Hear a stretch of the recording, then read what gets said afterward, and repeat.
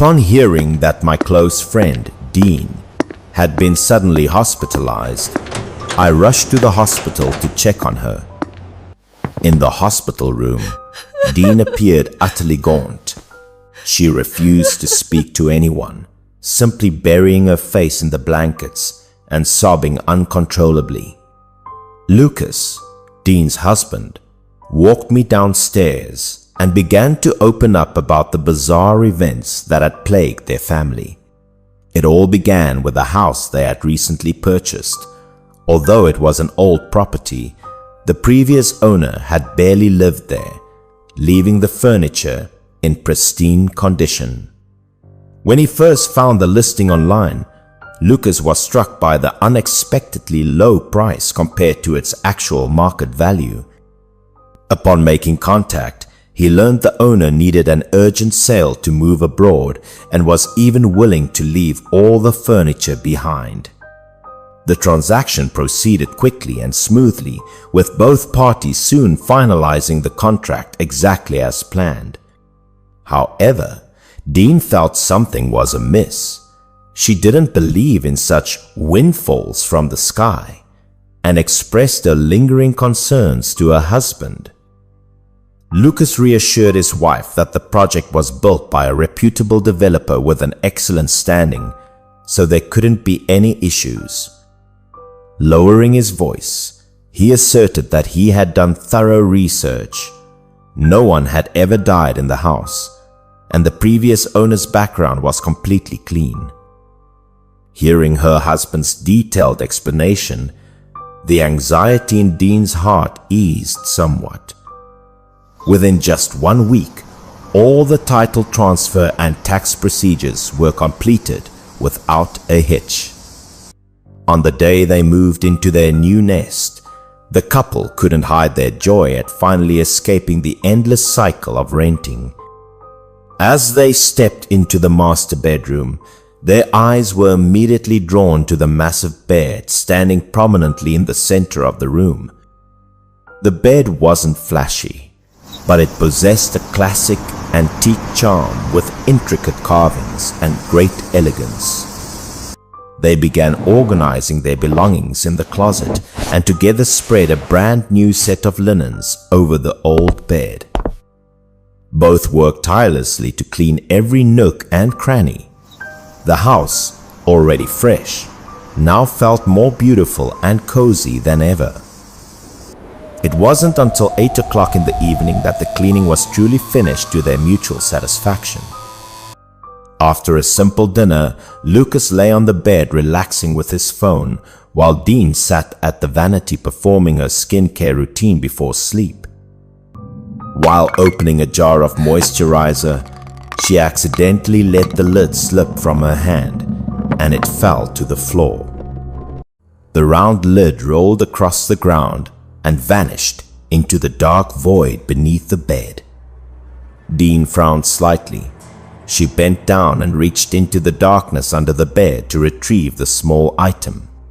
Suddenly, her hand brushed against something cold and strangely slimy.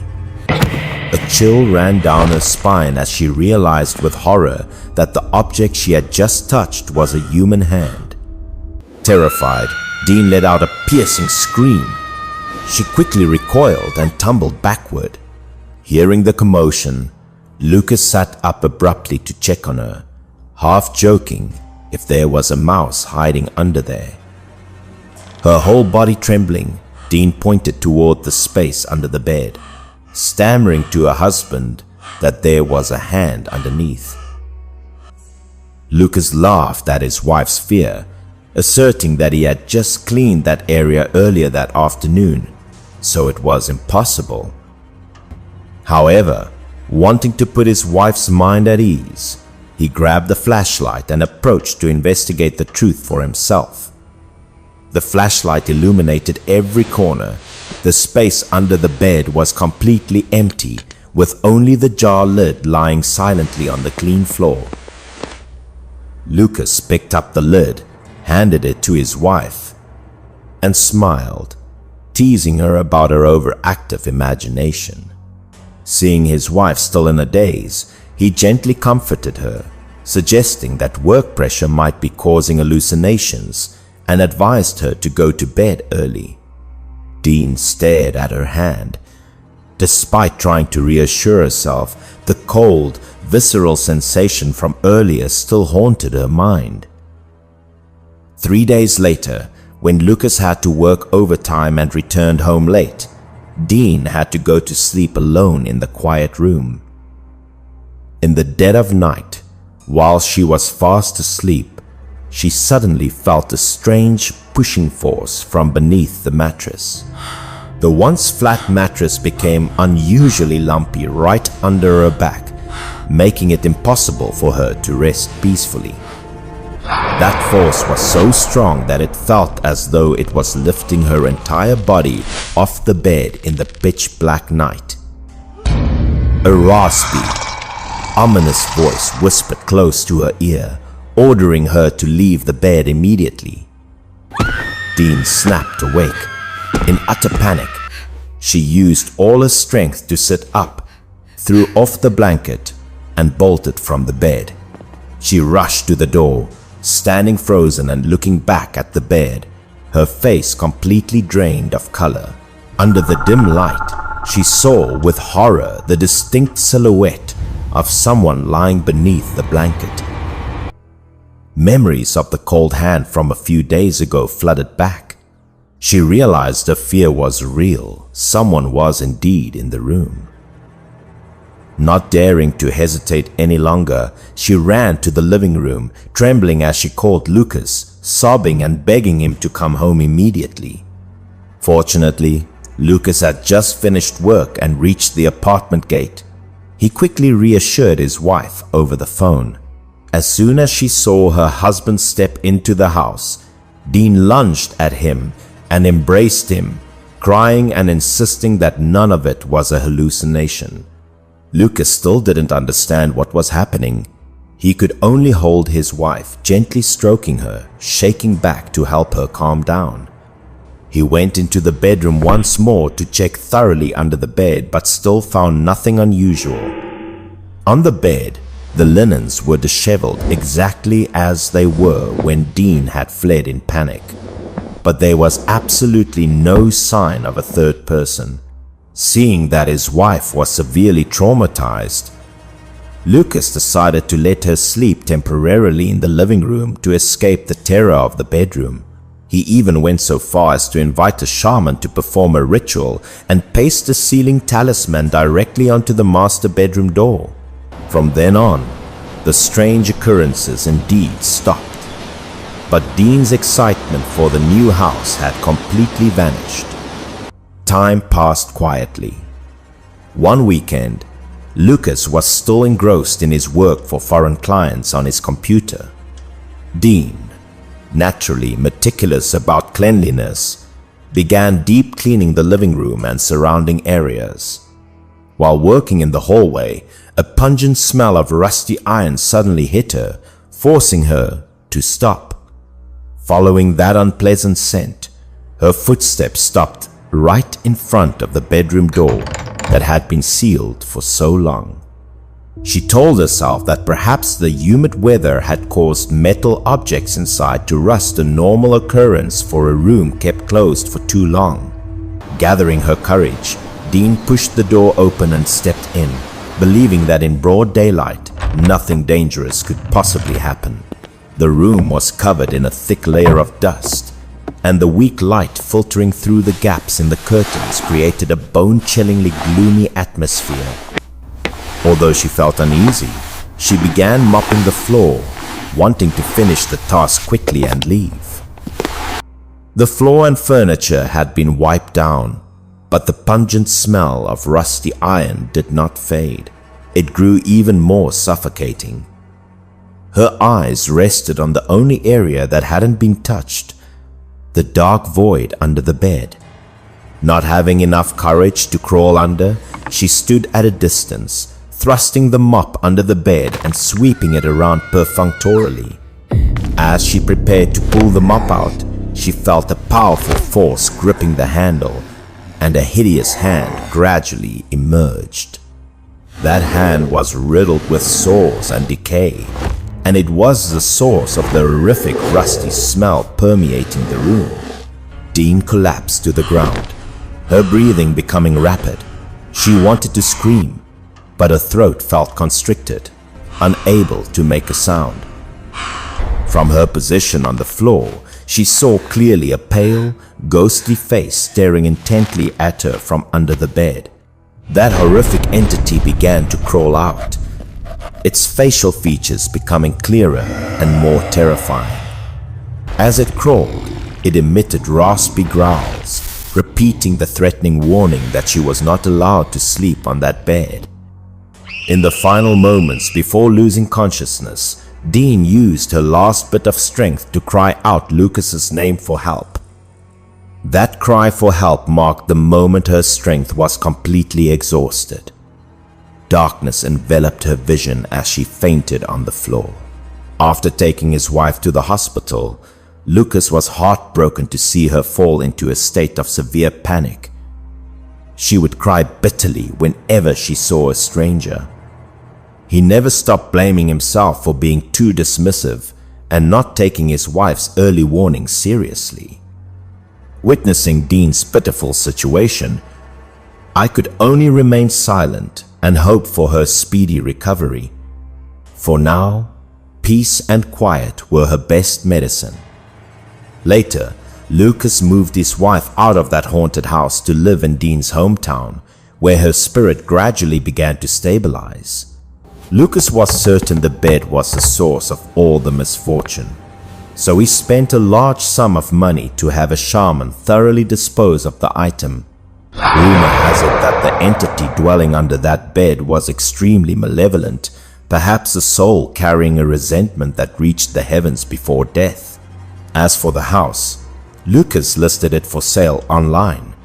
With today's active market, it will likely soon belong to a new owner who remains unaware of the chilling past within.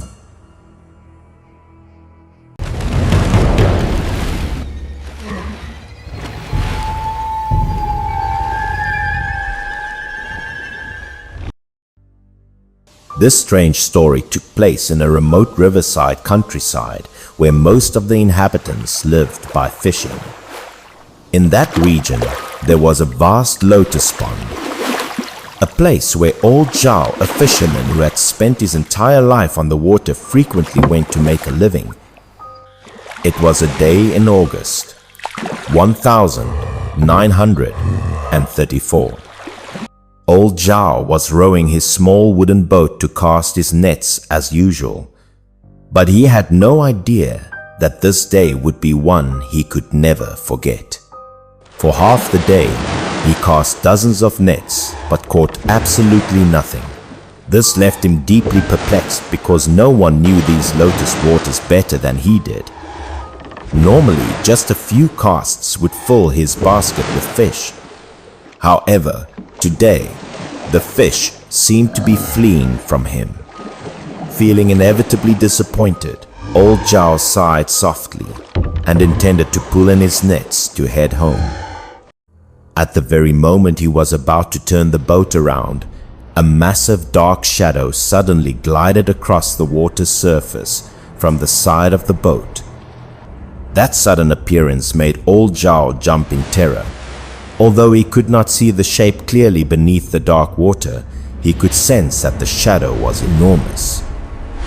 The dark shadow swam at extreme speed past the bottom of the boat and then darted straight into a dense patch of lotus.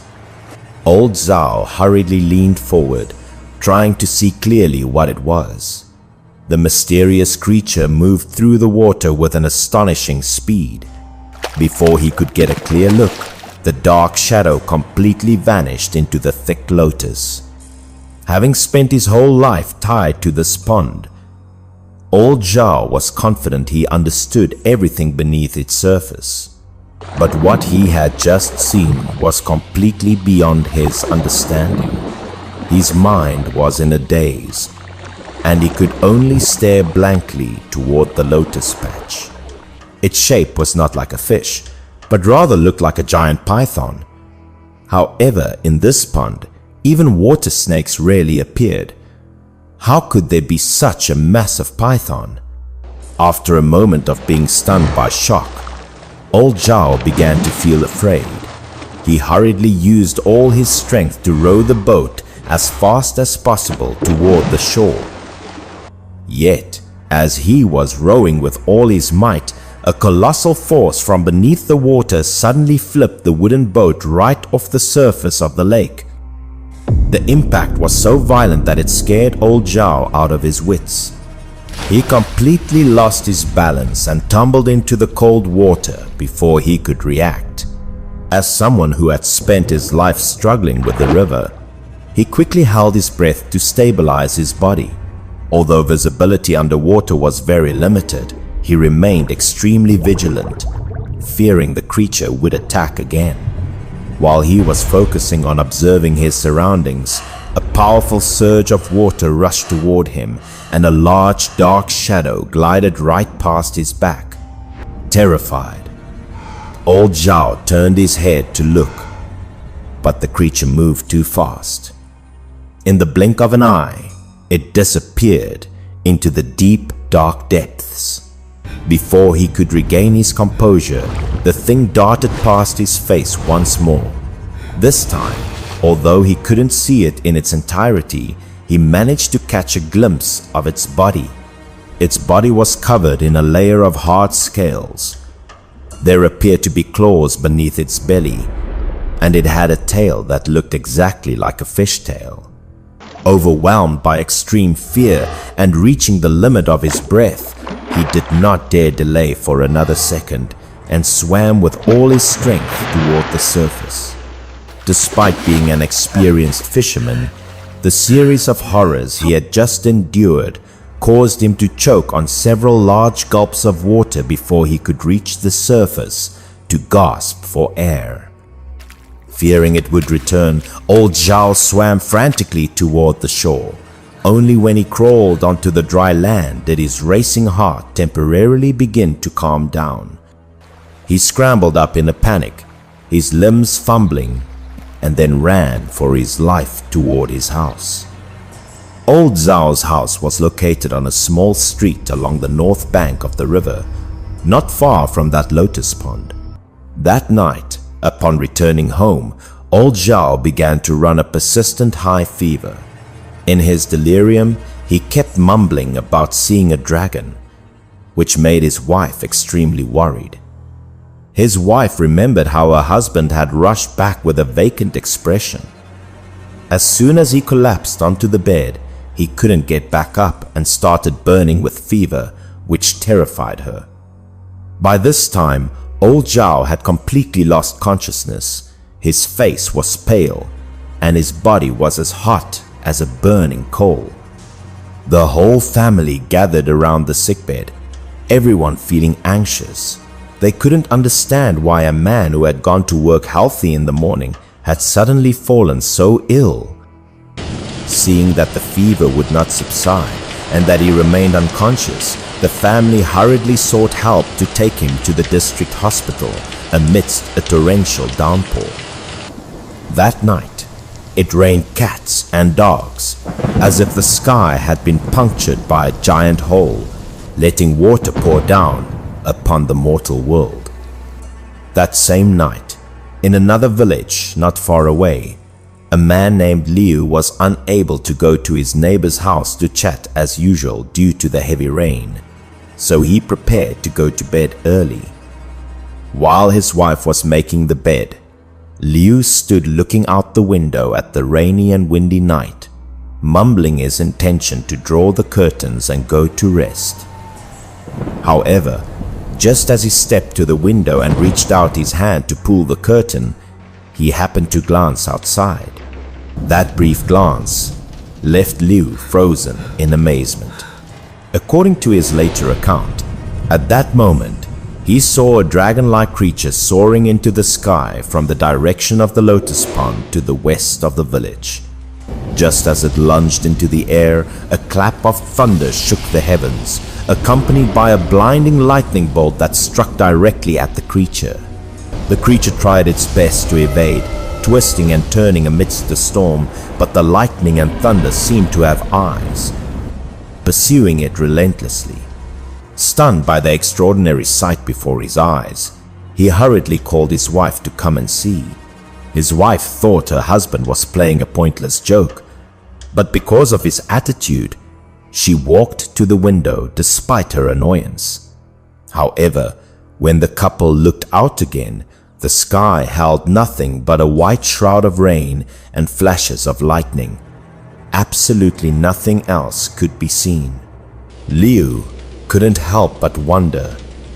In just a blink of an eye, the dragon that was struggling to dodge the lightning had completely vanished. His wife grumbled and went to sleep first, leaving him standing dazed by the window. He began to doubt himself, wondering if he had truly seen a dragon or if his eyes had deceived him. The heavy rain lasted continuously for several days before it finally stopped, and the sky gradually brightened again.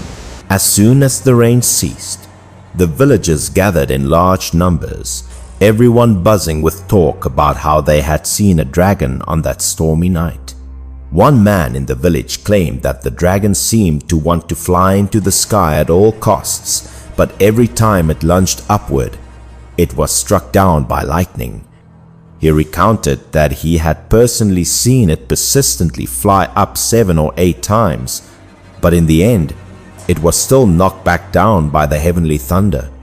Some villagers speculated it was a giant serpent that had cultivated its spirit and was about to transform into a dragon, trying to overcome its tribulation to fly to heaven, but unfortunately meeting with divine punishment. However, the majority did not agree with that opinion. They insisted it was truly a dragon, and they even described in detail the shape of its head and claws. Regarding this falling dragon event, there was another witness who approached it at a very close range, Old Wang from a nearby village. Old Wang recalled those days of relentless rain that had flooded all the fields and gardens. As soon as the rain stopped, he hurriedly carried his hoe to the field to drain the water, hoping to save some of the crops. His path to the field passed by a lotus pond. When he got close to the shore, he suddenly heard low, muffled cries coming from inside, sounding exactly like the lowing of a cow. Being a kind-hearted man, Old Wang thought perhaps someone's cow had wandered off and got stuck in the lotus pond. So he parted the thick lotus plants to go in and check. He followed the cries and drew near, and a terrifying sight met his eyes. In a muddy pit, a strange creature was lying there. Having lived more than half his life, Old Wang had never seen an animal with such a strange shape. Trying to steady his nerves, he held his hoe high and cautiously approached closer, wanting to see clearly what this creature was. Upon getting close, Old Wang could not help but shiver in horror. The creature had horns on its head, a long snake-like body covered in scales, 4 claws underneath that looked like chicken feet, and a mane on its back like that of a horse. Its tail looked like a fish's tail. A foul, pungent stench rose from the creature as it lay gasping in the mud pit.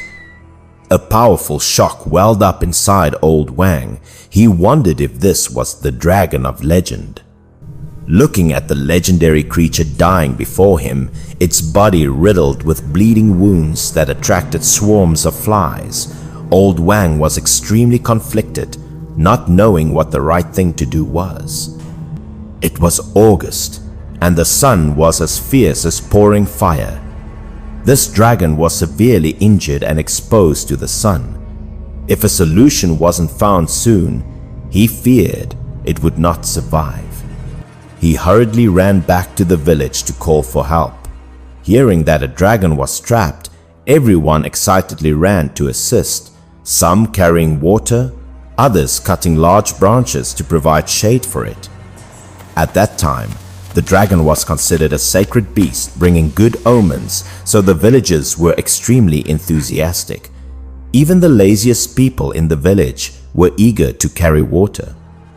According to the elders, the villagers used mats and tree branches to build a shelter, then took turns scooping water to pour over the dragon's body so its flesh would not dry up. However, all efforts seemed to yield no results. The dragon remained motionless, and the stench grew heavier by the day.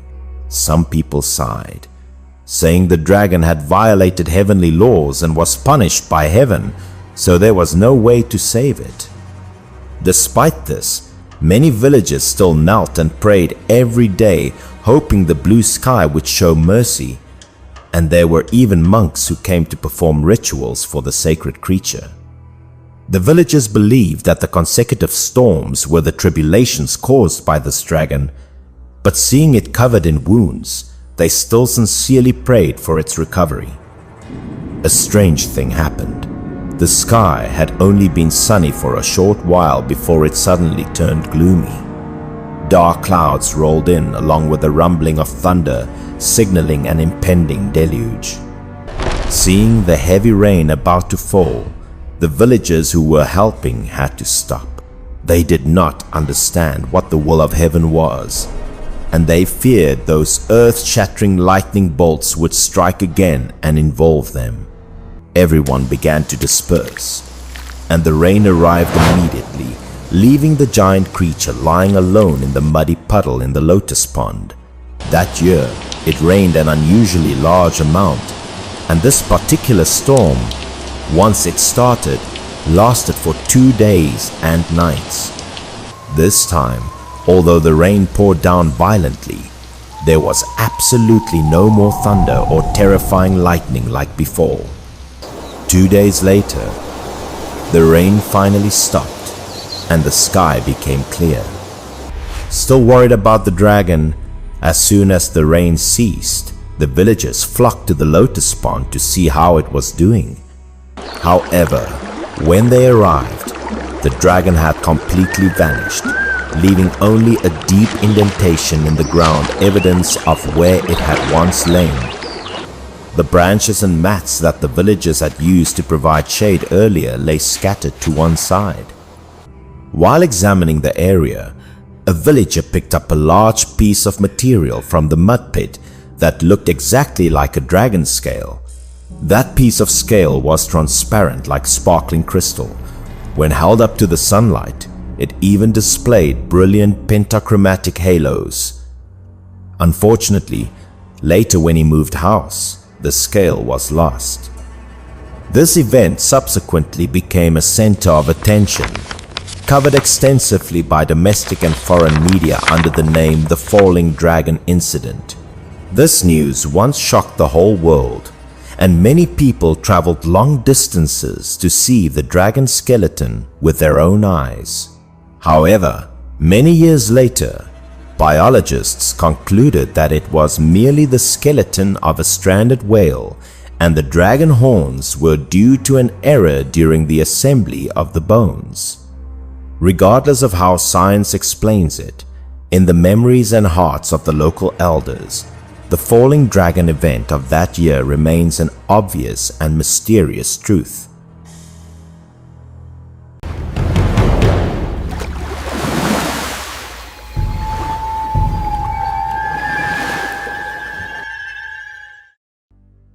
A strange true story dating back to the 1980 seconds. Under a grey sky, a middle-aged man with a heavy sack on his shoulder hurried along a trail by the river. He kept turning back to urge his young son to hurry for the last ferry. That year, after his parents' marriage fell apart, the boy was taken by his father from the city back to the countryside to be left in his grandmother's care. The 7-year-old boy was drenched in sweat, his face showing clear signs of fatigue and exhaustion. Having walked several miles of forest paths continuously, his little legs seemed unable to take another step. As he walked, the father loudly explained that there were no guest houses in this treacherous wilderness. If they didn't hurry, They would have to sleep outdoors. He himself was struggling under the weight of supplies for the grandmother, so he couldn't offer any more help to his poor son. He tried to comfort his son, saying that once they crossed this river, they would be home and see his grandmother. Though exhausted to the point of collapse, the child gritted his teeth and endured, silently following his father's large figure as it disappeared behind a bend leading down to the pier. Fortunately, as they reached the pier, the last ferry of the day was still anchored, preparing to set sail. The father hurriedly shouted, pleading with the boatman to wait a moment for them. In this poor countryside, the ferry was the only means of crossing the river to reach the village. The boatman hesitated, looking at the cramped cabin, and refused due to overcrowding. He explained it was time to stop, and the ferry could not carry more passengers for safety reasons. At that time, the boat was packed with people and various goods, without a single inch of space left to squeeze in. The boatman maintained a stern expression, telling the father and son to wait until tomorrow morning, despite the clear anxiety on their faces. The father began to plead in a low voice, worried because he had his young child with him and no place to rest in the dark of night. Faced with a sincere plea, the boatman finally relented. He turned to the passengers to discuss rearranging the seating. Fortunately, the simple country folk were all willing to help. Listening to the boatmaster, they began to huddle closer together to make a small space for the father and son. Everyone on the boat enthusiastically cleared their goods, making just enough space. The father was ceaseless in his thanks for their kindness. The father and son huddled at the stern. The boatman reminded them to keep their balance well so as not to slip into the fast-flowing water. The rhythmic sound of oars hitting the water began, and the small ferry slowly drifted downstream, leaving ripples on the surface. As the ferry entered a winding stretch of water, the boatman called out, warning everyone to sit firmly. This section of the river through the mountains was famously treacherous, with swirling rapids that made anyone feel vulnerable against nature. Out on the water, the boy looked up at his father with sad eyes, asking why he was being sent back to the countryside. His parents' divorce had turned his small world upside down. The father explained that because his work was so busy and he often had to work late shifts, there was no way he could take care of him alone. The boy began to sob, recalling the times he had been bullied by children in the village before. But the father could only sigh, as this was the best choice he could make right now. The boy didn't want to leave his school and friends, nor did he want to see his parents living apart. Having said this, he burst into tears. The child's crying annoyed the father, who scolded him and told him to be quiet. Seeing the father's harshness, the passengers on the boat felt dissatisfied and began to speak up in defense of the child. In an uncontrollable fit of rage, the father even threatened to throw the boy into the river for the fish to eat if he didn't stop crying. Those words immediately made the atmosphere on the boat extremely tense, and people began criticizing his boorish attitude. People began to comfort the boy, helping him understand the burden and suffering his father was enduring at that time. Seeing this, the father loudly blamed the boy. It was also because he was so preoccupied with working to provide for the family that his wife had left him for someone else. When the truth came out, the once happy family was completely shattered. Those around him began to criticize him, saying he was taking his anger out on the child, who was innocent. He loudly rebuked everyone, claiming that no one had the right to lecture him on his own family matters. He continued to challenge everyone on the boat, asserting that no one had the right to interfere with how he disciplined his son. Suddenly, the small boat shook violently, as if it had struck a massive underwater rock in the middle of the stream. The boat came to a complete standstill. Despite the boatman's desperate efforts to row, it could not move another inch. Fear began to consume everyone's minds. The tiny wooden boat was heavily overloaded, and even a small incident could lead to disaster for everyone. The boatman stood frozen, his face turning pale, as he mumbled anxious words. He said that in all his decades, he had never seen a rock in this part of the river. This could only mean the appearance of the High-Yield River Demon, a mysterious underwater monster. At the mention of the monster that flips boats and eats humans, everyone shuddered. If it truly was the creature, this ferry trip might be their final journey.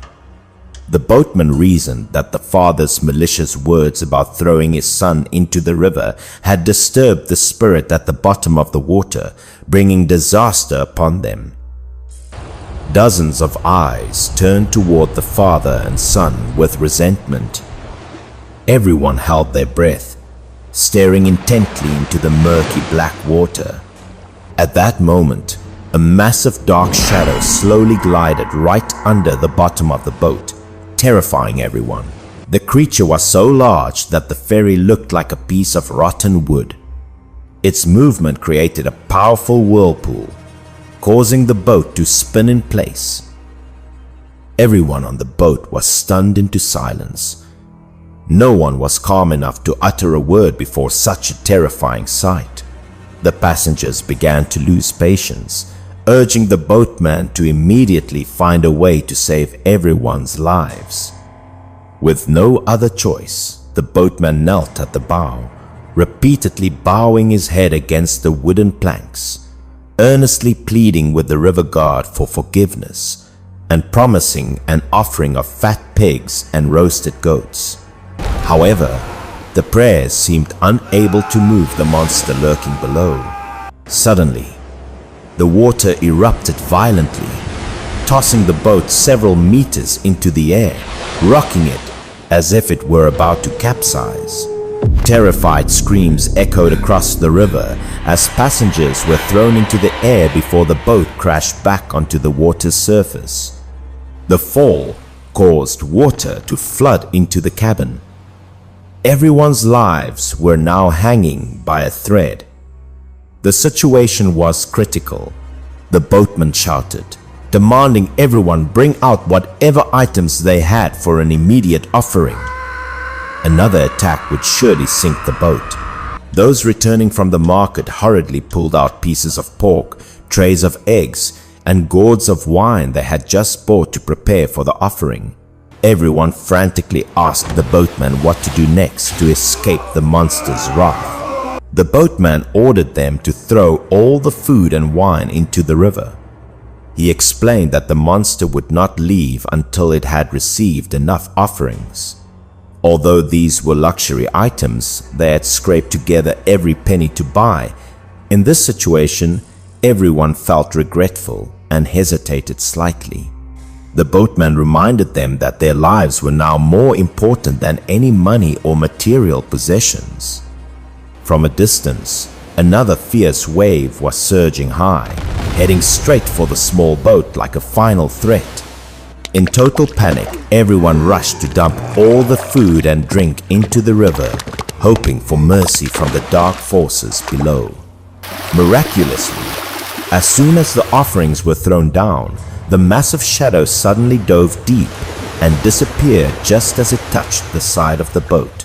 Although the water was calmer, fear still gripped everyone's minds. They feared the creature would return for a surprise attack. About 10 minutes passed in terrifying silence before the massive shadow appeared once more behind the boat.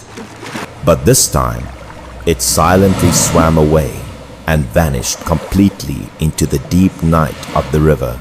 As the boat began to move again, the sound of oars splashing in the water returned amidst everyone's sighs of relief. The father silently bowed his head in apology. He held his little son tightly, gently comforting and reassuring him. The boy suddenly realized that behind the gruff exterior, his father was still the one who loved him most and was always ready to protect him. As the ferry continued its journey, the boy no longer felt afraid of his new life. The silent care from the people on the boat made him feel much warmer than the coldness of the city.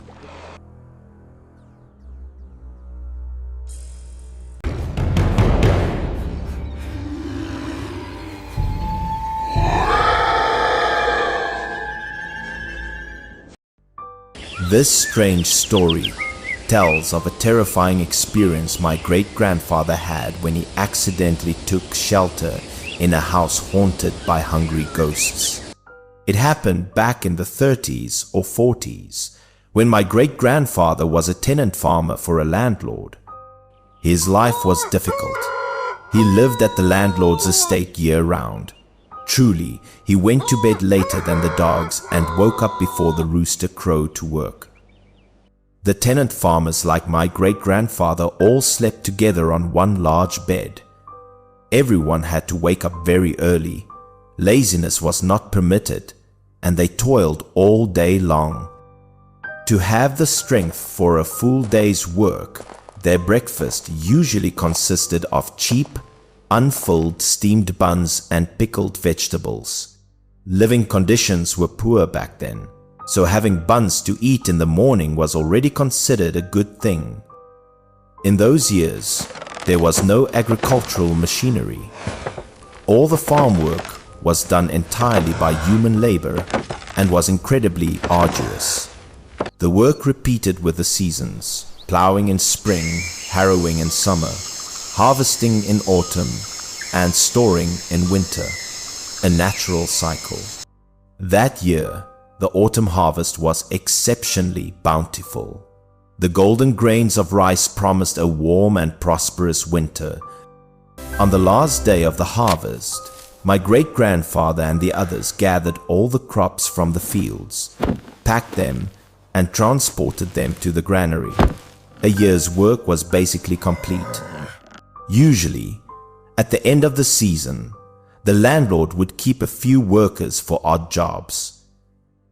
My great-grandfather's work continued until the end of the year, without a single day of rest. At the season's end, everyone went to the accounting office to settle their wages. They were even given a little extra rice and flour, a rare treat. Everyone was happy to have a little something extra to take home for the new year. After receiving his pay, my great-grandfather began the long walk home. He ran into bad weather. A fierce snowstorm was blowing, making it impossible to see the road clearly. The snow grew deeper and deeper. My great-grandfather trudged on, one foot sinking deep, the other shallowly. He felt something was wrong. If he got stuck in the snow, he would never get out. Just then, he saw a house at the foot of the mountain. Although it was somewhat dilapidated, it still looked as if someone lived there. He decided to go in and ask for shelter for a while, to wait for the storm to subside before continuing.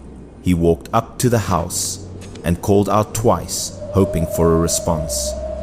A woman's voice from inside told him to come in. Strangely, her voice was calm, showing no surprise, as if she had been expecting him. My great-grandfather entered and glanced around. There were two people in the house, likely a husband and wife. The man lay on the bed under a heavy quilt, while the woman was wrapped in a blanket, huddled at the head of the bed. My great-grandfather asked and learned that the man was sick. The house was also out of food, and the heavy snow had blocked the door, trapping them inside.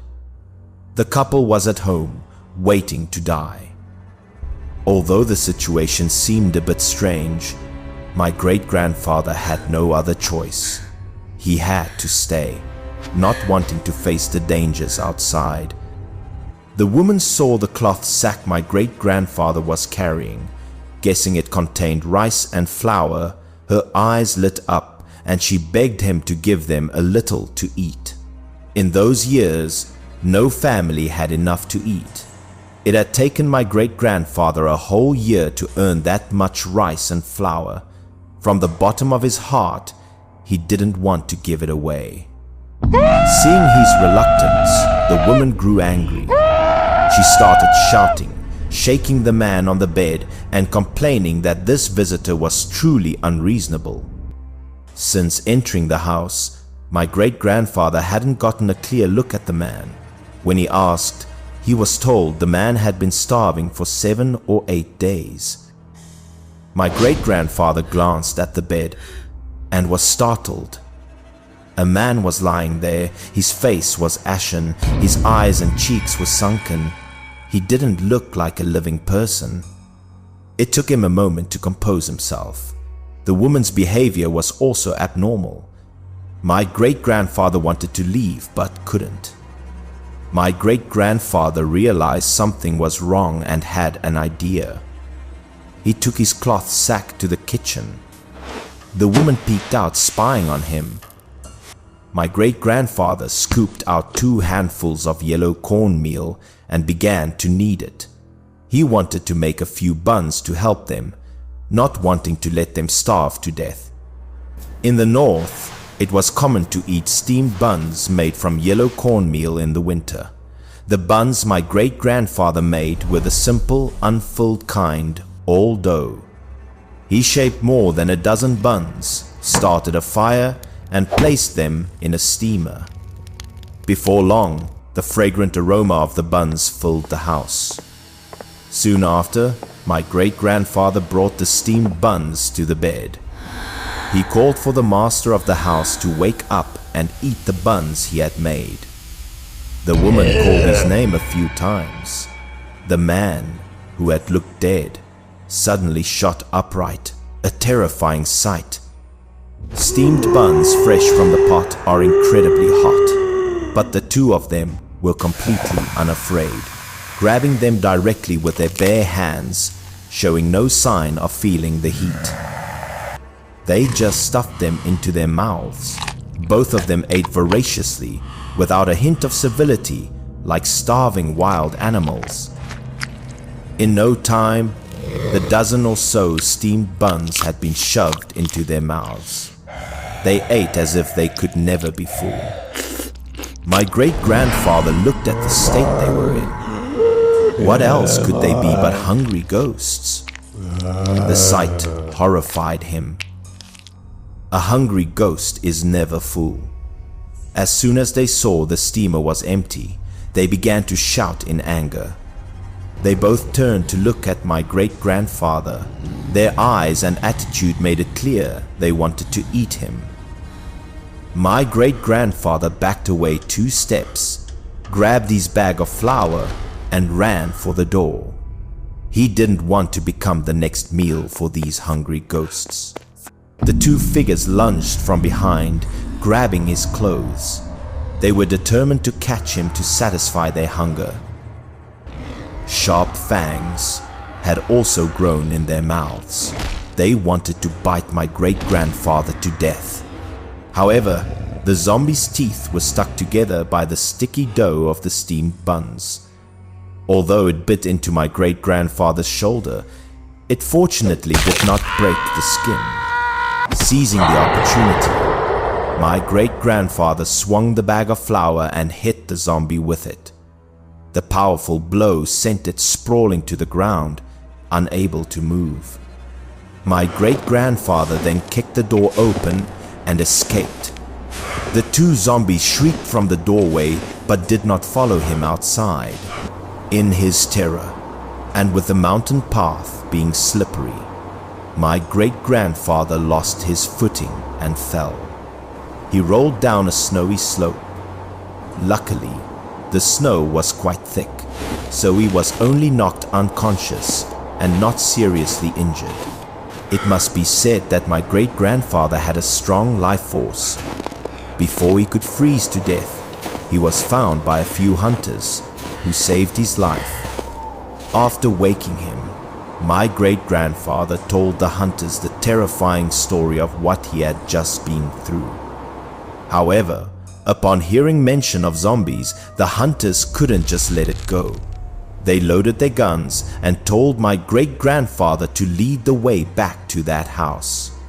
After breaking into the house, they found no living people at all. The entire house was empty. There were only 2 corpses lying on the bed. Their faces were horrifying, as if they had been dead for a very long time, an extremely ghastly and haunting sight. Judging by their appearance, it was impossible to tell how many days they had been dead. Their mouths were still stuffed full of steamed buns. The hunters carried the bodies outside and burned them, fearing they would cause more trouble.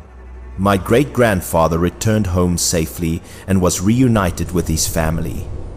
The terrifying journey was over, but those memories would haunt him for the rest of his life.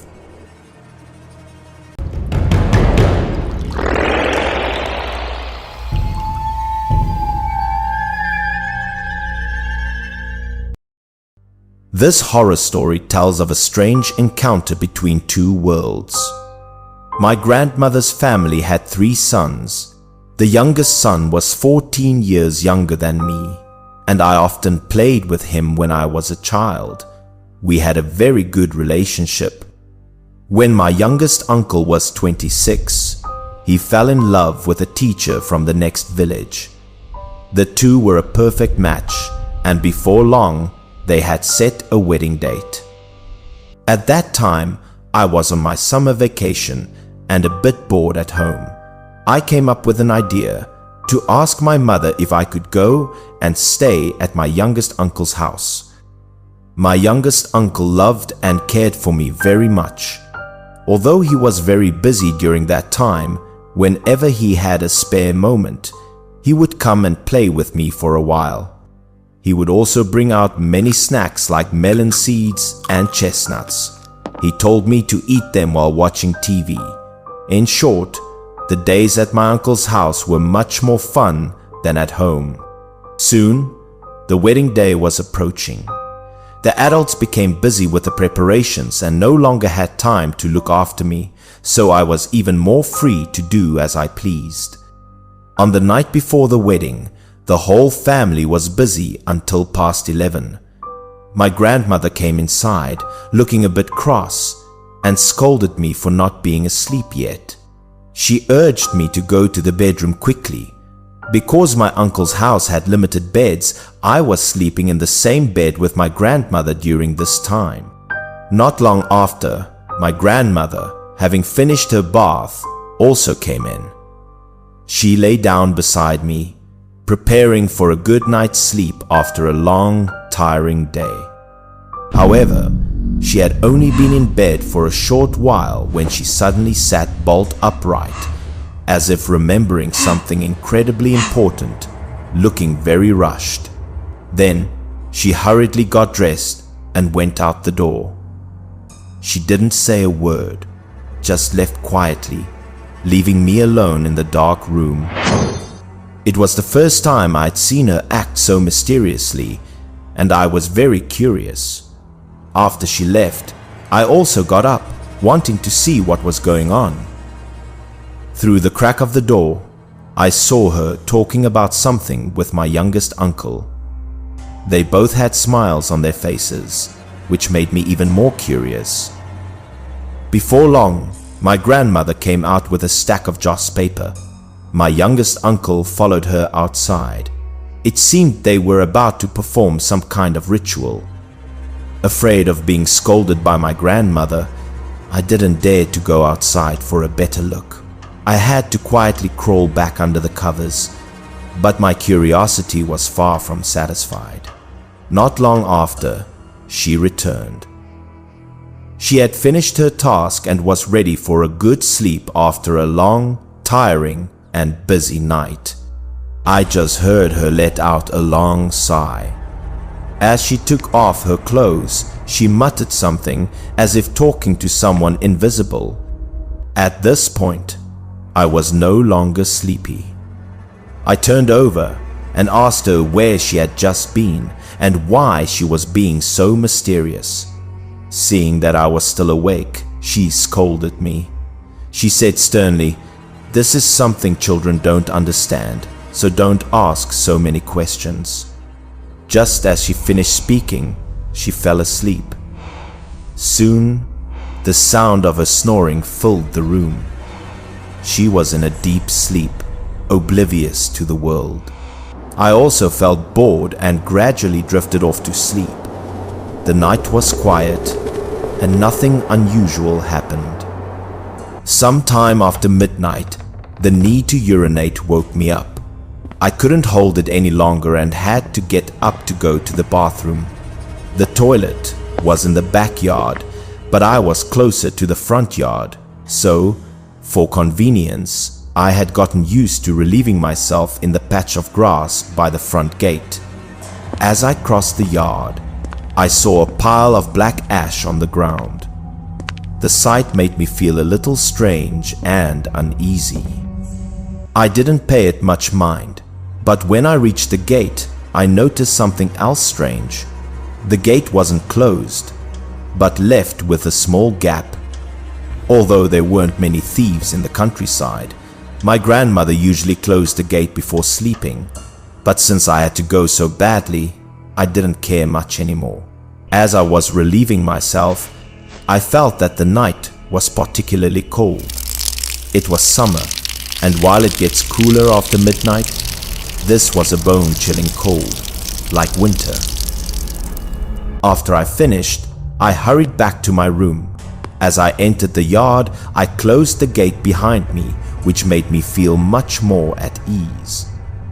As I passed through the living room, just for a split second, I thought I saw something, a white shadow flashing by, too fast to see clearly. It was a white blur, and it wasn't in my direct line of sight. It was something that seemed to just flash in the corner of my eye. I looked all around, but there was nothing unusual. The room was empty, without a single soul, filled with an eerie silence. But I didn't give up, because I was certain. In that instant, something had indeed entered my field of vision. There was no mistake. As I walked, I finally saw that white thing again. It had reappeared before me, no longer just a flicker. Moreover, I didn't see it directly, but through a mirror hanging on the wall, an incredibly strange and ghostly sight. Through the mirror, a person was sitting in the old grandmaster chair in the house. But the person was somewhat ethereal, and in the dark environment, they seemed to emit a faint glow. I didn't recognize his face, yet there was a sense of familiarity. Strangely, however, he seemed completely unaware of my presence. I then looked at the actual grandmaster chair across from the mirror, based on its position in the reflection. But the chair itself was empty. There was no one there. At that moment, I understood what was happening. It was an undeniable truth. I had encountered a ghost. However, in that instant, I wasn't very scared. I only had two thoughts. One, this person would not harm me, and two, I should try my best not to disturb them. With these two thoughts in mind, I deliberately took a wide berth. I walked towards the bedroom, treading carefully, not wanting to startle the spirit. But when I got to the bedroom, I had a change of heart. I went to the bedside and shook my grandmother awake, hoping she could help me. Seeing that I was still awake, she got a little angry. She asked, "What time is it? Why aren't you asleep? Don't you know we have a lot to do tomorrow?" I stammered that I had just gone to the bathroom in the yard. I didn't know how to explain, so I could only lie clumsily. Before I could finish, she turned over and went back to sleep. "If you're done, then go back to sleep. What are you waking me up for?" she said. Of course, I couldn't let it go. I said, "Grandma, when I was coming back from the bathroom, I saw a person in the mirror." Then I changed my mind and didn't want to say more, since I had seen it through the mirror, but not in reality. Perhaps it wasn't a person. Maybe it was a ghost. Hearing me say that, my grandmother finally sat up. She couldn't hide her surprise and asked, "What did you say? Did you see a ghost?" I quietly nodded. I recalled the person I had seen, an old man whom I had never met, yet who felt strangely familiar. At that moment, Grandma suddenly became animated and even muttered to herself. She said, "The old man arrived so quickly. This is a happy occasion." I was completely bewildered. I didn't expect her not to be scared. She was even grinning from ear to ear. She asked, "Was that old man in the mirror?" She looked at me, her gaze much gentler. She asked, "Was that old man wearing a dark purple shirt, gray pants, and black shoes?" Since I had just seen him, I immediately recalled the old man's image from my memory. Sure enough, it matched her description perfectly. Grandma smiled, her eyes looking towards the living room. She said, "That person is your maternal grandfather. When he passed away, you were only 3, so you have no impression of him at all." Now, as I recalled the scene from before, it made sense why I wasn't scared at all and even felt a strange sense of closeness. At this point, my grandmother recounted the story of going to find my uncle earlier.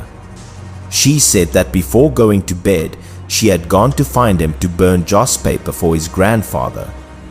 It turned out, last night, she suddenly remembered. For such a joyous occasion as a younger son's wedding, they had forgotten to burn joss paper to invite her grandfather to the wedding celebration. That was truly improper. So, the two of them hurriedly burned the paper in the yard. They hoped that their grandfather would receive the invitation and come to celebrate with the family. And leaving a crack in the gate was actually to make it convenient for my grandfather to enter the house, a very thoughtful gesture from my grandmother. However, even she hadn't expected my grandfather to arrive so quickly. It seemed that he had been dearly anticipating his youngest son's wedding. As she spoke, her eyes welled up with tears. The memory of her grandfather had moved her to the point where she could no longer hold back. At this point, I naively told my grandmother to go out and see my grandfather. I didn't know that humans and ghosts were different and could no longer meet. Grandma didn't scold me. She just gave a sad smile and said that in a few more years she would go to visit my grandfather, but for now she wouldn't disturb him. Then she pulled me into an embrace. She said that for now she couldn't bear to leave her naughty grandson, which made me feel very warm. After that night, I didn't think much more about my grandfather. Everything had passed, leaving only beautiful memories in my heart. However, in the years that followed, I often remembered the scene from that night. It was a very special and meaningful memory that could never be erased from my mind. I always wondered why my grandfather only appeared in the mirror, and why he just sat there quietly, seemingly unaware of my presence. As I grew older, I gradually came up with an answer. The world my grandfather inhabited and this world of ours were unrelated. Moreover, his way of life and thought was far different from this world. Perhaps the world he was in only existed within that mirror. And as for why he appeared that night, Perhaps it was because he had received a summons from some force, and my encounter with him was a fateful one, something that cannot be explained.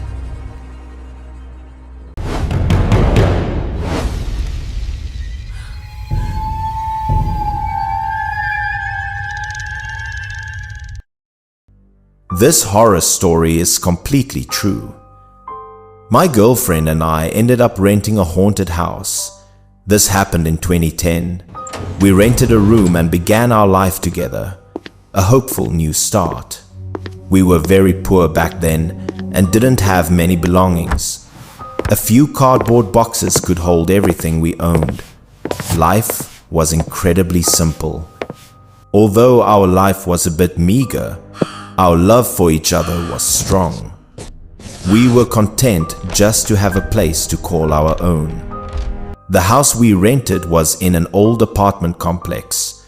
The building was old, and the decor was from over a decade ago. Nothing special. Even though we didn't have much, cleaning up was exhausting. After a full day of it, we had finally settled in and begun our new life. Looking back, that time was truly sweet. No matter how simple our life was, we could fall asleep in each other's arms. Our love was very pure. And on the very first morning after we moved in, a strange incident occurred, signaling a series of tragedies to come. When my girlfriend woke up, she was holding her lower back, saying it was very painful. I asked her what was wrong, if she had bumped into something. I thought she might have accidentally hit something while moving. I told her to turn around so I could check. Sure enough, there was a bruise on her back. I asked with concern if she had bumped into something the day before. I helped rub the spot and comforted her, saying I'd go to the pharmacy downstairs to buy a bottle of liniment. A little bit of that and it would be fine. She held her back as she got up to make breakfast. However, after a few steps, she seemed to remember something and let out a terrified scream. I immediately asked her what was wrong. I didn't understand why she looked so frightened and couldn't keep her composure. She said she knew where the bruise on her back came from. It was because she was pushed by someone last night while going to the bathroom. The story was truly hard to believe. She recounted that she had gotten up to go to the bathroom during the night. Everything seemed normal, nothing to worry about. The bathroom door was open. As she approached, someone suddenly walked out of the bathroom. To be more precise, it was a human-shaped shadow, my girlfriend described. The shadow quickly brushed past her. Perhaps feeling she was in the way, it reached out and gave her a rough shove. My girlfriend staggered and nearly fell. Luckily, she managed to grab onto a nearby table. When she turned to look, the shadow was gone. My girlfriend said that at the time, she thought she was just groggy and seeing things. She didn't wake me.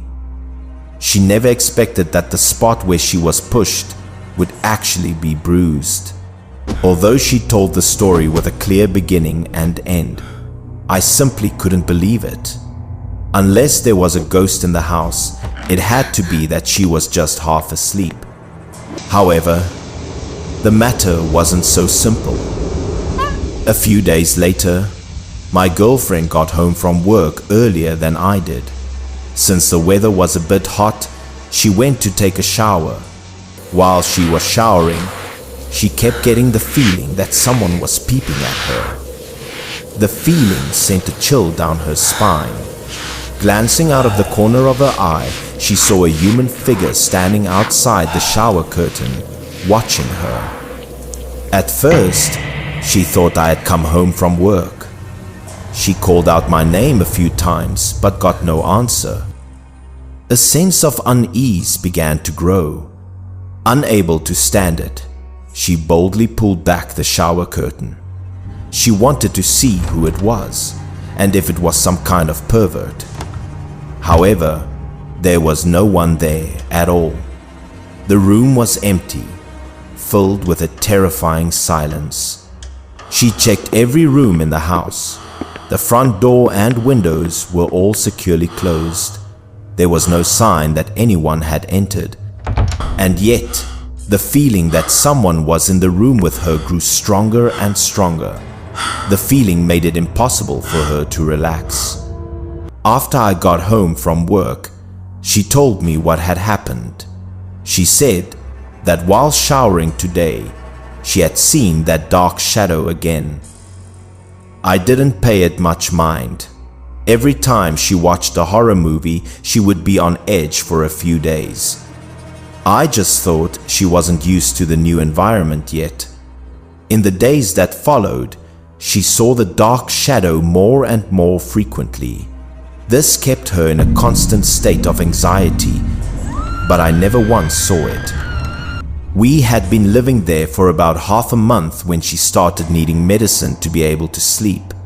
Her health began to decline at an alarming rate, and I also underwent a huge change. Of course, at the time, I was completely unaware of these things myself. It was all told to me by her later. My eating habits changed drastically.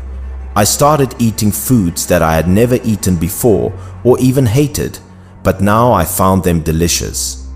In terms of personality and attitude, I also underwent a huge change. I became more irritable and difficult, no longer the gentleman I used to be. According to my girlfriend, at that time, I made her feel like she was with a stranger. I was no longer the person she had fallen in love with. This situation only grew worse. It was as if I had suddenly picked up many bad habits, coming home late, alcohol addiction. I even started hitting her. Hitting a woman was something I had always considered a cowardly act. My girlfriend said that she felt completely hopeless at that time. She didn't understand how her life could have turned into this, her heart filled with pain and sorrow. However, I wasn't always like that. Sometimes my sanity would return, though I didn't believe the things she said I had done were actually my doing. We had been together for several years and had almost never argued. To stop our relationship from deteriorating further, we decided to go on a trip to unwind. We chose to go to a place with beautiful scenery, hoping it would help us find peace again. We rented a villa by the sea and stayed there. The strange thing was, it was as if nothing bad had ever happened between us. We became as happy as before. She said that I had finally returned to my old self. Hearing her warm and touching words moved me deeply. We talked about it and reviewed everything that had happened before. It made me start to believe that there was really something wrong with that apartment. If that was truly the case, the landlord was despicable. I decided that after we returned, I would find him and demand an explanation if the house was indeed the cause.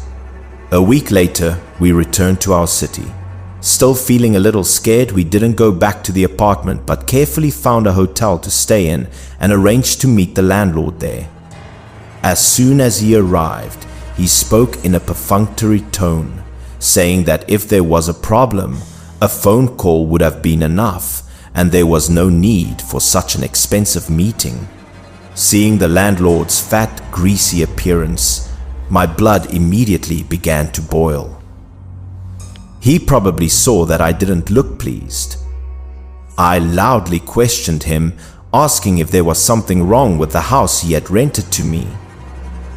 When he heard my question, his expression immediately changed. I could see he had a guilty conscience and didn't dare to look me in the eye. He wanted to make excuses, but I grabbed him by the collar. He thought I was going to hit him and was so scared that he had to tell the truth. Although I was furious, I had no intention of hitting him. I just wanted to avoid trouble and get him to tell the truth. as I didn't want to be deceived any longer. He hung his head and dejectedly recounted the story. 3 years ago, the apartment had also been rented to a married couple. However, the husband was an alcoholic. Every time he got drunk, he would beat his wife until she was black and blue. As a result, his wife couldn't take it anymore and left him for another man. He began to drink day and night. Many days later, neighbors smelled a foul odor and called the police. When they arrived, he had already been dead for several days from alcohol poisoning. Although the death had nothing to do with the landlord, his nice apartment had turned into a haunted house. He had rented it out several times, but the tenants always moved out. Therefore, he even invited a Taoist priest to perform a cleansing. He thought there would be no more problems, so he rented it to us. Who knew things would still happen? The landlord promised to refund all of our rent money. He also bowed repeatedly in apology, hoping we would forgive him, his attitude very sincere. Looking at him, it was clear it wasn't intentional, and he was in a tough spot himself. Besides, pursuing the matter wouldn't lead to anything, so we had to let it go. This incident happened several years ago. My child is in elementary school now, but every time I think back on it, it still sends a chill down my spine. Run! Run! Faster!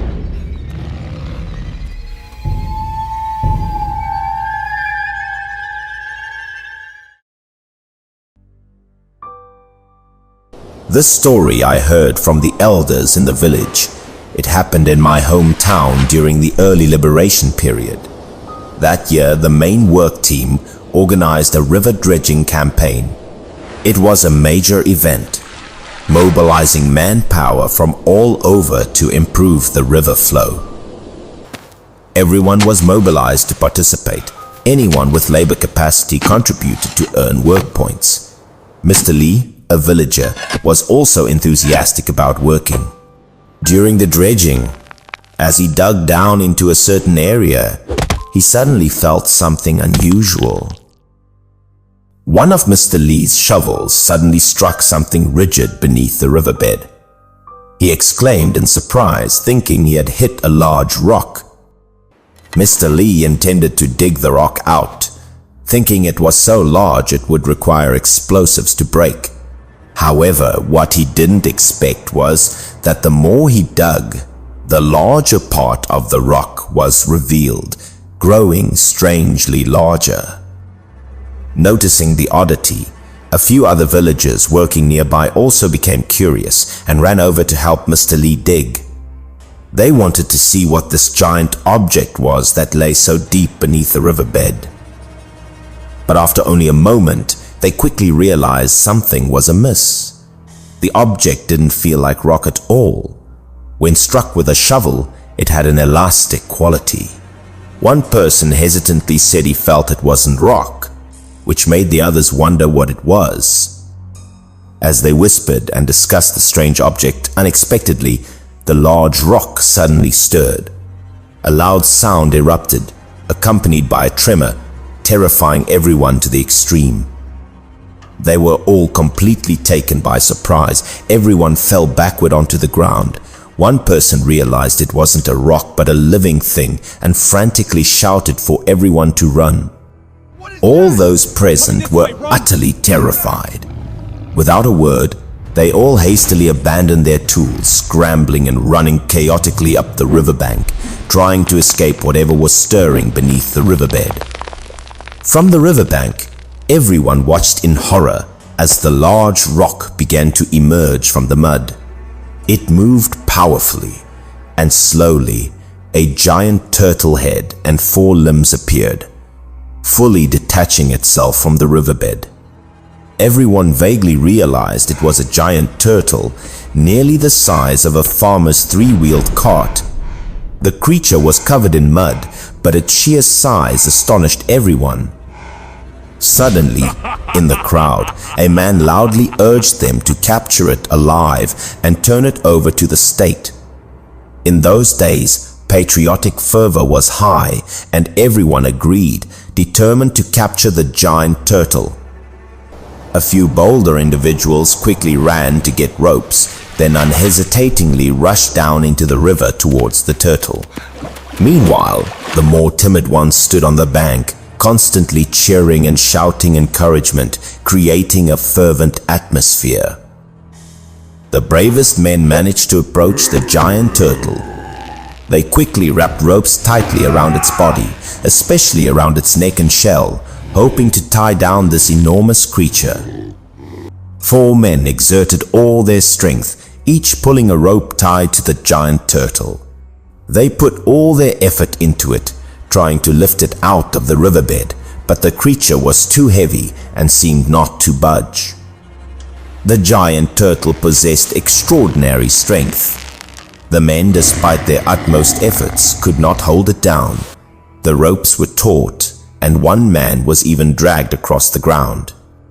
The giant turtle not only wasn't pulled up but began to move, dragging all 4 men who were trying to hold it forward.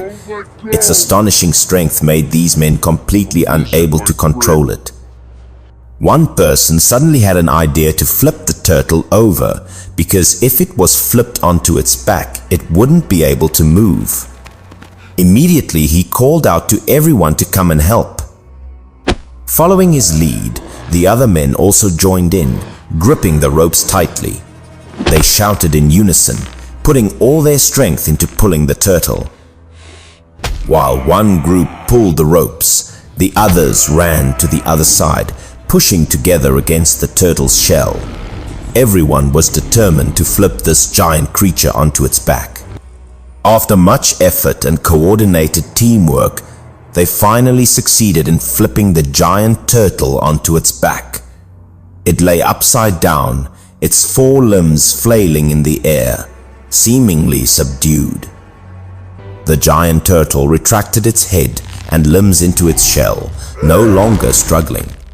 Everyone quickly used ropes to tie it securely, then drove large stakes into the ground to completely immobilize it, ensuring it couldn't escape.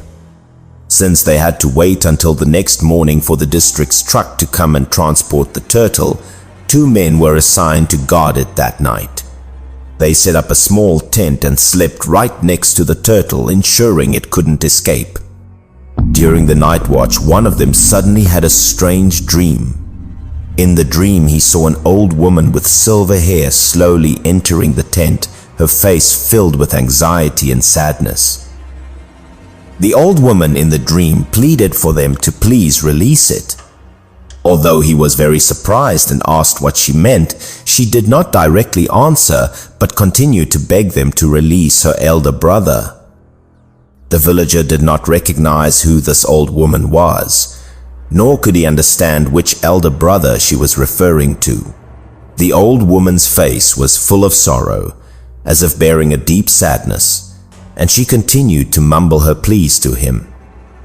The villager asked the old woman one more time about the elder brother she was mentioning.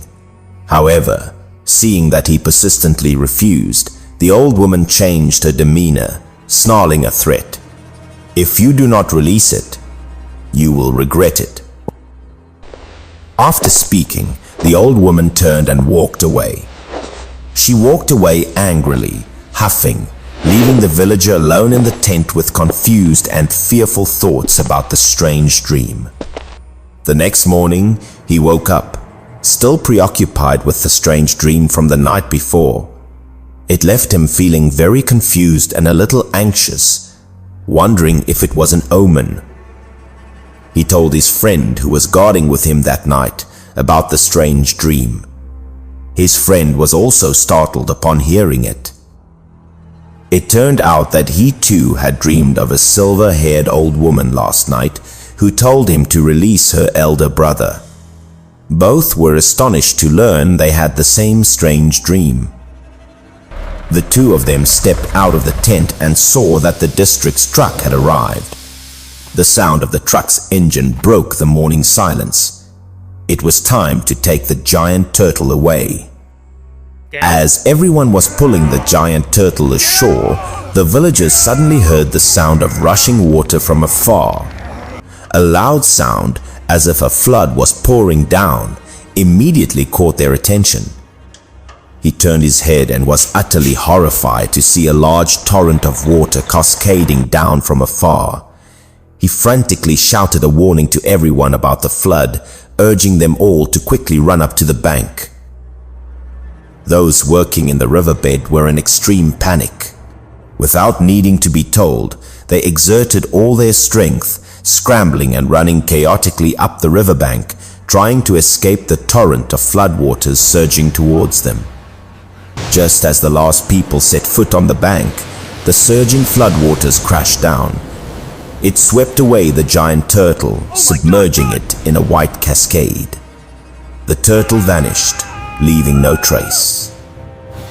What was strange was that as soon as the giant turtle was swept away, people saw that there wasn't just one. There were two such large turtles swimming in the current, the other one of equivalent size, astonishing everyone. One person was amazed by the sight before his eyes. The others didn't know, but the two men did. That second turtle of similar size was indeed the old woman they had dreamed of the night before. The two giant turtles swam away, gradually disappearing amidst the surging waters. At that moment, everyone was stunned and suddenly realized the true reason why the flood had unexpectedly surged. A truth gradually revealed itself. During the river dredging process, the upstream water should have been blocked by the dam. However, a large amount of water suddenly poured down. This puzzled everyone, wondering where the water could have come from to flood in such a way. Afterward, an old man who frequently went to the river to throw stones recounted a strange story. He said that day while throwing stones, he unexpectedly saw a giant turtle swimming straight towards him from afar. The old man recounted that on that day the creature was so large that he likened it to a four-wheeled vehicle moving on the water's surface. The giant turtle continued to swim straight towards the dam. As it got closer, it unexpectedly dived deep beneath the surface, disappearing from the old man's sight, leaving a mystery behind. Immediately after diving, the giant turtle used its head to ram down the dam. A shattering sound echoed, and the long-blocked water now rushed down, creating a sudden flash flood. Later, a great flood occurred, and people once again saw those two giant turtles swimming in the current. Some rumored they were husband and wife, others said they were siblings. From then on, for several decades, no one saw them again.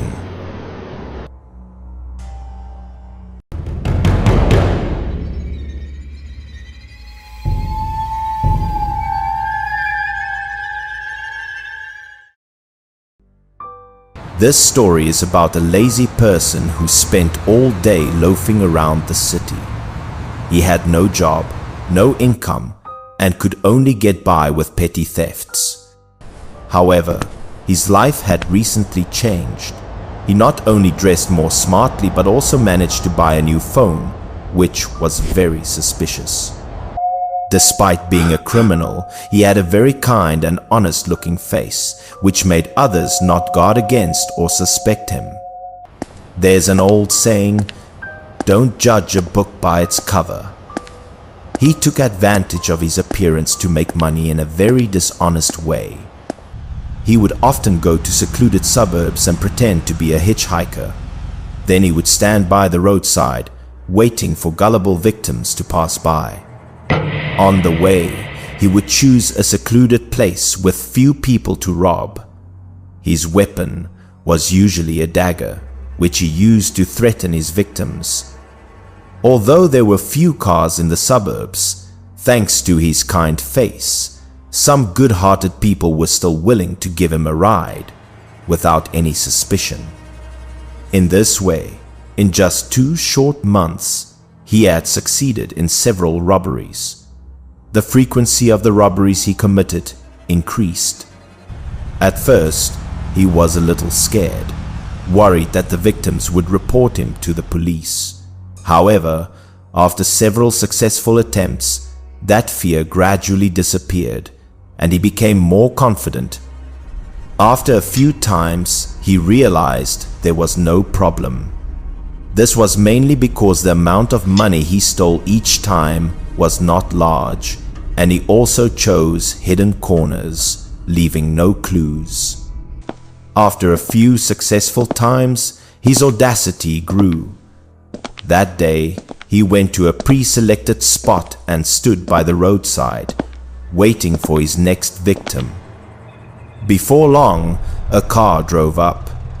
The headlights illuminated the area, signaling that a new victim had appeared, an opportunity to make money. Seeing the car get closer, he waved his hand to signal. He believed that the driver would stop and give him a ride. The driver seemed to have quickly spotted him. The car's speed slowed down and it gradually approached, preparing to stop next to him. He was overjoyed. He never expected his first business of the day to come so quickly. It was a stroke of luck. The driver was a young man who looked to be around his age. He warmly asked if he wanted a ride, without any suspicion. After he got in the car, the young man only asked him vaguely about his destination. After that, he started the car and drove off, beginning a journey. On the way, the robber glanced at the young man. He wanted to assess his victim so he could come up with a perfect plan for the robbery. The young man looked very scholarly and thin. He was also wearing a suit and a shirt. He looked like an office worker. It seemed like an easy victim to subdue. After a careful observation, the robber felt even more at ease. He was very confident in dealing with a young, inexperienced person like this and was no longer worried. Everything was going according to the robber's plan. The car quickly arrived at the location he had requested, a secluded and deserted place. The young man deliberately slowed down and pulled over. He said they had arrived and asked if it was okay for him to get out here. He was very polite. At this moment, the robber let out a strange smile. He secretly mocked the young man, thinking he was a fool who had no idea that danger was approaching. After that, he pointed outside the car. It was pitch black outside. He said that there was no light here. How could he live here? The robber didn't want to waste time. He pulled out his dagger, put it to the young man's neck, and demanded that he hand over all his money. The young man looked very scared. He couldn't believe that someone who looked so honest was a robber. Seeing his victim's fear, the robber laughed. He said that if he didn't believe his face, did he believe this knife? Then he threatened to stab him a few times. At this moment, the young man was truly scared. He trembled as he took out his wallet and gave it to him, hoping to save his life. The robber took the wallet, his face showing self-satisfaction. He smugly said that as long as he was obedient, nothing bad would happen to him. However, when he opened the wallet, he was stunned and felt very disappointed. He couldn't accept it. The wallet was completely empty. It was just a hollow leather wallet. There was not a single penny inside. The self-satisfied look on the robber's face immediately turned to anger. He snarled and asked if he was playing a trick on him, an unforgivable insult. The young man whimpered. He said that he truly had no money and the car belonged to his wife. If he had money, he wouldn't have to work. However, the robber was not a fool. He didn't believe the young man's words and once again raised his knife, threatening to use it.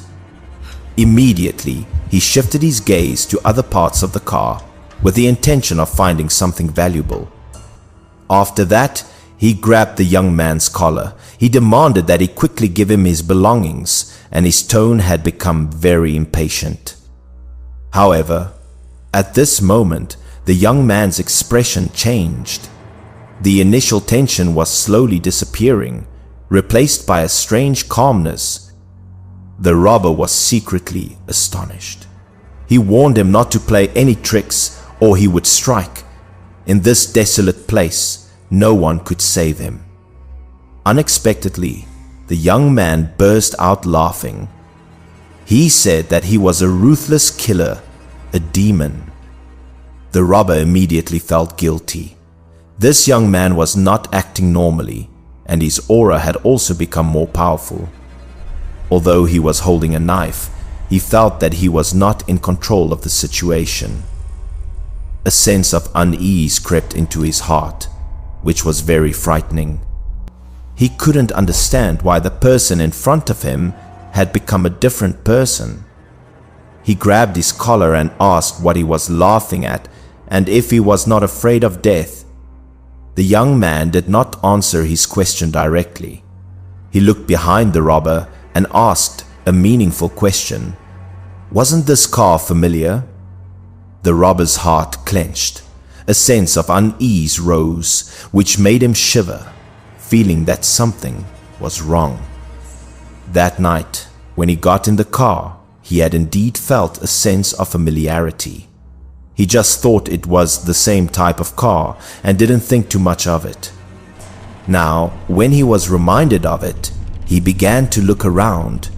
He wanted to find out what was going on, his heart filled with confusion. After a quick look, his heart began to panic. This car was very similar to the car he had robbed not long ago, but how could it be here? At this moment, he noticed an object placed on the dashboard. That decoration terrified him when he realized what it was. That object was also on the car he had robbed. Furthermore, there were a few red marks on it, which looked very much like bloodstains. The young man smirked, seeming to be very entertained by the robber's fear. He asked if he remembered now, 2 months ago, on this very road. His face turned pale. The young man's words were not wrong at all. He asked in a panic how he could know these things. 2 months ago, he had murdered a woman. He thought that crime had been buried, but he never expected it to be brought up again today. The reason was very simple. He had only intended to rob her, but when he saw how beautiful she was, he couldn't control himself and assaulted her. After that, knowing that he had committed a great crime, he killed the girl and buried her body in the fields, hoping that his crime would never be discovered. Because he was very afraid of being discovered, he had been quiet for 2 months. Only recently, when he saw no signs of trouble, did he go out to work again. That incident was not exposed. So how did this young man know about it? At this point, he didn't care anymore. He had to kill this person too to cover his tracks. At this moment, the young man closed his eyes and tears streamed down his face. He said that he had killed the person he loved the most, and that he had long since not wanted to live anymore. The robber was no longer patient enough to talk. He yelled fiercely that he had already killed someone and was not afraid to kill another. After saying that, he plunged the knife into the young man's body. He did not want to leave any witnesses and was determined to silence him forever. He thought the young man would scream in pain.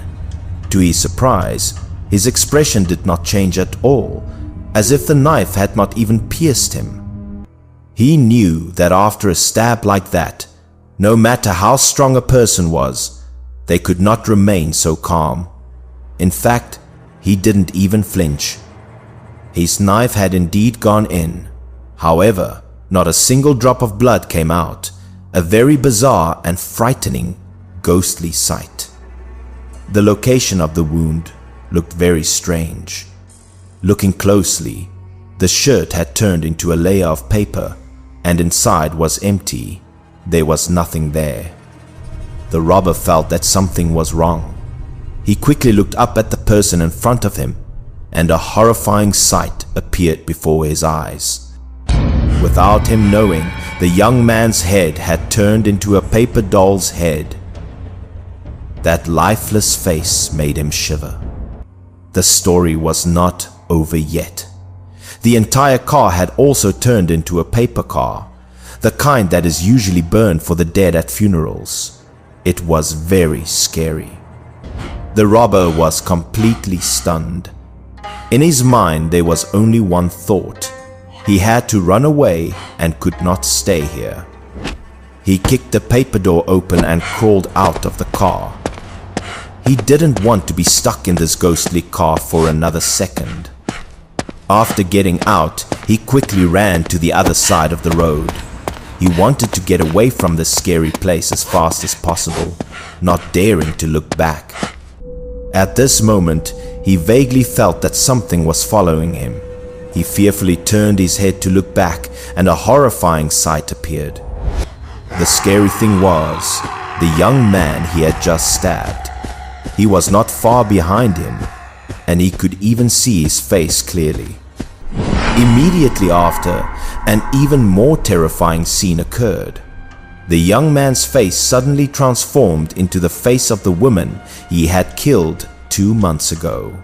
A moment later, it turned back into the young man's face. Both faces were swollen and rotten. They were clearly not from a living person, which was very scary. After that, the robber felt his feet slip. It turned out that he hadn't noticed that he had run to the edge of a cliff. He only had time to let out one final tragic scream before he fell down the cliff.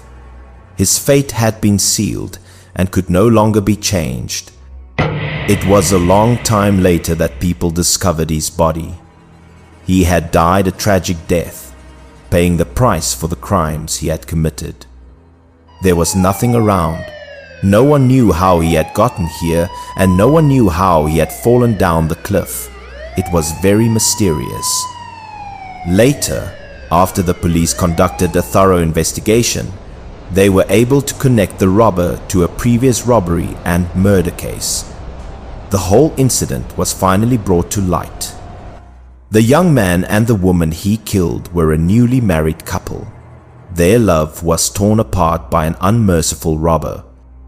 After his fiancée was killed, the young man kept watch on that road day and night. He hoped to find the culprit to avenge the one he loved. However, because he was too exhausted and heartbroken, the young man passed away. After that, someone found his body by the side of the road. The young man, after he died, continued to search for the culprit. He continued to keep watch on that road until the robber appeared again, and he took his revenge on him.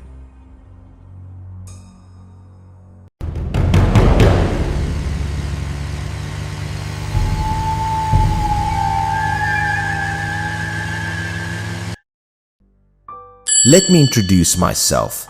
I am a delivery person. Every day, my work begins with a constant ringing of new orders on my phone. Like all my colleagues, my job is to be on standby in front of restaurants, waiting and competing for every order, hoping to earn more income. Every day, in order to make a living, I have to risk my life with speed, constantly weaving through crowded traffic to deliver goods on time. Regarding my job, everyone probably knows the routine. Everything happens in a hurry. There's not a single moment to rest. After accepting an order, I have to get to the restaurant as fast as possible to pick up the food. Every second is precious. There's no time to waste. After that, I have to continue racing against time. I have to deliver the food to the customer as quickly as possible, regardless of the dangers on the road. To avoid being late, my only option is to weave through the smallest gaps in traffic, an extremely risky and dangerous action. According to statistics, on average, 2.5 delivery people are involved in traffic accidents every day. It's safe to say this is one of the most dangerous professions. We also have to deal with all kinds of customers. If we are even a few minutes late, we might get a complaint or be severely scolded. My monthly income is unstable, depending on my health and the weather. I have to work until late every night before I can return home. When I get off work and come home, my body is exhausted. I barely have the strength to drag myself up the stairs of the rental building. I live in a single rental room that costs only 900 yuan a month. 3 people rent the apartment, but we almost never see or talk to each other. The irony is that every day I deliver dozens of delicious meals to other people, but I am always the one who eats late, alone in my empty room. That's life. No matter how tired I am after dinner, I still have to smoke a cigarette. Because there is a smoke detector in the room, I can only go to the balcony. To be honest, I really enjoy smoking on the balcony. It helps me relieve stress after a long day, and it's also when I feel lucky to have returned home safely. Maybe someone will ask, why do you work such a hard and dangerous job? The answer is simple. This job has no high requirements. As long as you have the strength, you can earn money. Every time I look at the city at night, I also have dreams and plans for the future. I hope that one day my life will get better. I've talked a bit too much, but that was to set the stage for the story to come. Everything started one day after I got off work and came home. That day, I washed my uniform. I figured that no matter what, it would be dry by tomorrow morning. There was nothing to worry about. However, it didn't dry. The humid weather left my uniform still damp, so I couldn't wear it to work, which was very annoying. Not wearing a uniform would result in a fine. Just when I didn't know what to do, I saw another company uniform hanging on the balcony. I didn't know who it belonged to. My 2 flatmates didn't work this job. I guessed that it belonged to a colleague who used to rent here and left it behind. I didn't think much of it and just put it on. The shirt was a little faded and stiff, but the size fit me quite well, so there was no big problem. That day, as I went down the stairs, I had a strange feeling. It felt like someone was following me right behind me, which was very scary. I unconsciously turned my head to look, but I didn't see anyone. At that time, I didn't think too much of it, just figuring I hadn't gotten enough rest. As usual, I went to the gathering point to wait for orders. A colleague saw me and asked why I was wearing such an old uniform. He was very curious. I just laughed it off, saying that my uniform hadn't dried, so I had to borrow someone else's. He just teased me for a bit and didn't ask any more questions. After a few sentences, a new order came in. I quickly got on my motorcycle and started a new day of work, completely unaware that disaster was about to strike. When I went to pick up the food, you should know that fast food restaurants usually have glass doors, and during business hours, those doors are always open. When you walk past the glass door, there will be a reflection. That's a very normal thing. There's nothing to worry about or pay attention to. However, when I walked past the glass door, I was startled to discover that in the reflection, someone was walking right behind me, a very frightening figure. Furthermore, that person's head and face were covered in blood. That horrifying sight sent chills down my spine, terrifying me to the extreme. I couldn't believe it. I screamed in fear and stepped back. However, there was no one behind me, and in the reflection, it was only me looking terrified. My scream was a bit loud, causing the customers in the restaurant to turn and look. Their strange looks made me feel a little embarrassed and awkward. The owner of the restaurant also asked me what was wrong. I didn't explain much. I quickly grabbed the food and left, just wanting to get out of there as fast as possible. When I got out the door, I unconsciously glanced at the glass door again. I wanted to confirm that there was no one behind me, that it was just a hallucination. That day, I was a bit rattled, or to be more accurate, I was a bit unlucky. Unfortunate things kept happening to me, and I couldn't avoid them. I was riding my motorcycle when a car in front of me suddenly braked hard. The unexpected situation left me no time to react. I could only try my best to avoid it. I was following a bit too closely.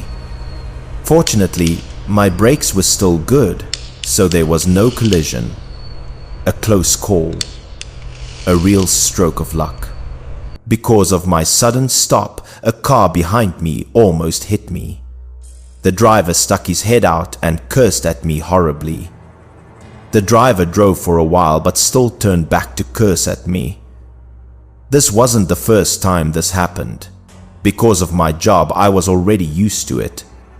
I didn't have much time, so I continued with my work. I drove for 2 more intersections. That day, the road seemed more crowded than usual. Because the system kept reminding me that I was about to be late, I decided to run a yellow light. A risky decision. Unexpectedly, on another road, there was also a small truck. That driver also intended to run the yellow light, a deadly coincidence. The result was that just as I was driving to the middle of the intersection, the truck came straight at me.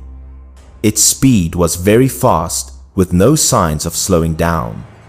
At that moment, I no longer had time to react. I could only stare blankly as the truck sped towards me, unable to avoid it. Death was very close. With a bang, I was hit and fell to the ground. The powerful impact dazed me, and I couldn't move. I could only lie there and endure it. The truck's speed was very fast. It ran over my motorcycle, dragging it along the road, creating a deafening and very frightening sound. And I was dragged under the truck. I was dragged along the road for a bit, my body in pain, unable to move. I could only wait for death. I stared blankly as the wheel came straight for my head. I wanted to dodge, but I couldn't move. I could only close my eyes and wait for death. I thought I would be crushed. As I was closing my eyes to await death, my body was suddenly pulled away by a strong force, an unexpected intervention. I felt as if someone had quickly pulled me out from under the truck. That person had saved me from an imminent death. Due to my condition at that time and the dim light, I couldn't see the person's face clearly, but thinking back on it now, it seemed to be the person who had been following me. After pulling me out from under the truck, that person vanished without a trace. He had saved me and then left without a word, a silent hero. After the collision, I felt a bit dizzy. I heard passers-by talking and slowly approaching me, my heart filled with panic. I wanted to see if the person who saved me was in the crowd. I wanted to know who he was and why he had come to my aid in my time of need. However, the answer was no. In the crowd, there was no sign of that person. It seemed he had truly disappeared without a trace. A few kind people helped me up.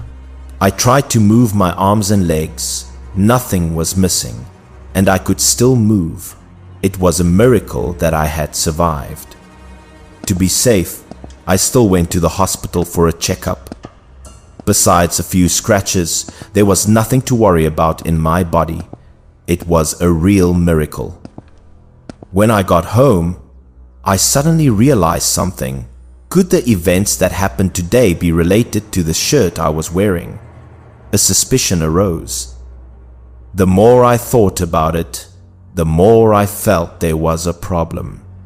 Perhaps the owner of this shirt had died under a wheel, and when I wore it and was in danger, he had come back to save me. To know the truth, I had to ask my flatmates. I waited for a long time at the door, and finally, the person from the next room came out. He was probably going to the restroom. Normally, we didn't talk much. However, this time, I took the initiative to call him over, wanting to ask him a few things. I asked him about the uniform that was always hanging on the balcony. I wanted to know who it belonged to and why it had been left there for so long. My flatmate said that the uniform did indeed belong to a former colleague of mine who used to live here. His words confirmed my suspicion. I was curious and asked why that person didn't take the uniform with him when he moved out. A very simple question, but the answer made me shiver. My flatmate said that the colleague had died, a truth that sent shivers down my spine. How could a dead person take their belongings with them? He said it with a very calm expression, as if it had nothing to do with him. I quickly asked him about the cause of that person's death. I heard he had died suddenly by the side of the road while making a delivery. However, I didn't believe it, because accidents like this are not uncommon in our profession. As for why he saved me, maybe it was because he didn't want me to die young like he did. Or maybe it was just my hallucination. At present, I still have to continue competing for orders, racing against time. It's not that I don't want to live a good life, but that I have to live first. I still go to the balcony to smoke every night. The only difference is that I will light another cigarette and place it next to me, as if to pay my respects to that unfortunate colleague. I have also washed the uniform and hung it back on the balcony. My story ends here. It's not easy for us to live.